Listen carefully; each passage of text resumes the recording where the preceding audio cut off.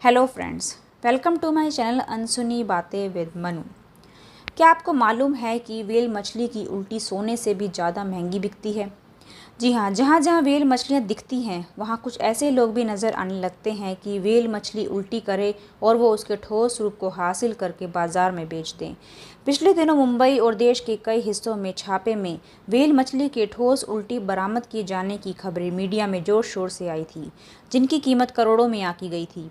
कई ऐसी खबरें भी प्रकाशित हुई जिसमें व्हेल मछली की उल्टी ने गरीब मछुआरों की ज़िंदगी बदल कर रख दी।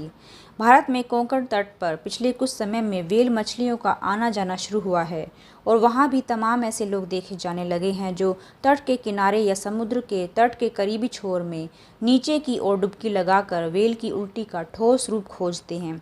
माना जाता है कि व्हेल की उल्टी कुछ ही समय में ठोस पत्थर का रूप ले लेती है।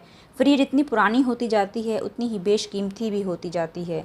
कई वैज्ञानिक इसे व्हेल की उल्टी बताते हैं तो कई इसे मल बताते हैं। यह व्हेल के शरीर के निकलने वाला अपशिष्ट होता है जो कि इसकी आंतों से निकलता है और वह इसे पचा नहीं पाती। कई बार यह पदार्थ रेक्टम के जरिए बाहर आता है, लेकिन कभी कभी पदार्थ बड़ा होने पर व्हेल इसे मुंह से उगल देती है। वैज्ञानिक भाषा में इसे एम्बर ग्रीस कहते हैं। एम्बरग्रीस व्हेल की आंतों से निकलने वाला स्लेटी या काले रंग का एक ठोस मोम जैसा ज्वलनशील पदार्थ है। यह व्हेल के शरीर के अंदर उसकी रक्षा के लिए पैदा होता है ताकि उसकी आंत को स्क्विड जैसे तेज चोंच वाले जानवर से बचाया जा सके।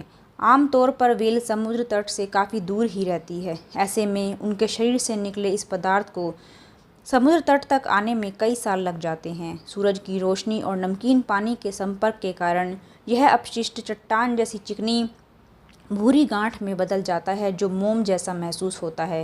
व्हेल की पेट से निकलने वाली इस एम्बरग्रीस की गंध शुरुआत में तो किसी अपशिष्ट पदार्थ की तरह ही होती है, लेकिन कुछ साल बाद यह बेहद मीठी हल्की सुगंध देता है।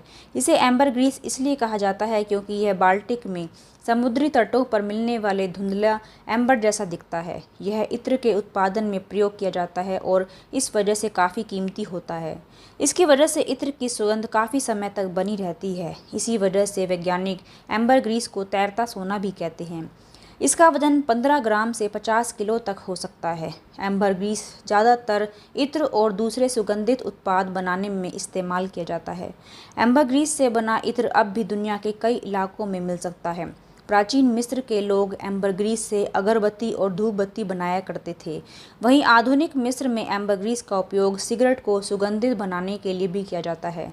प्राचीन चीनी इस पदार्थ को ड्रैगन की थूकी हुई सुगंध भी कहते हैं। यूरोप में ब्लैक एज की दौरान लोगों का मानना था कि एम्बरग्रीस का एक टुकड़ा साथ ले जाने से उन्हें प्लेग रोकने में मदद मिल सकती है। ऐसा इसलिए था क्योंकि सुगंध हवा की गंध को ढक लेती थी, जिसे प्लेग का कारण माना जाता था। इस पदार्थ का भोजन का स्वाद बढ़ाने के और कुछ देशों में इसे सेक्स पावर बढ़ाने के लिए भी इस्तेमाल किया जाता है। मध्य युग के दौरान यूरोपीय लोग सिर दर्द, सर्दी, मिर्गी और अन्य बीमारियों के लिए दवा के रूप में एम्बरग्रीस का उपयोग करते थे। खास तरह के परफ्यूम बनाने में इसका इस्तेमाल किया जाता है। इसके अलावा प्लेग की रोकथाम में भी इसका इस्तेमाल होता है। साथ साथ इसका इस्तेमाल कई तरह की बीमारियों में दवा के इस्तेमाल के लिए भी किया जाता है।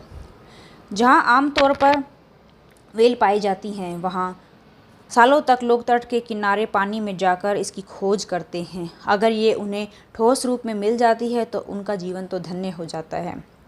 आज के लिए बस इतना ही। मैं आपके लिए ऐसी ही अनसुनी बातें लाती रहूँगी। तब तक के लिए stay safe, stay healthy, stay connected.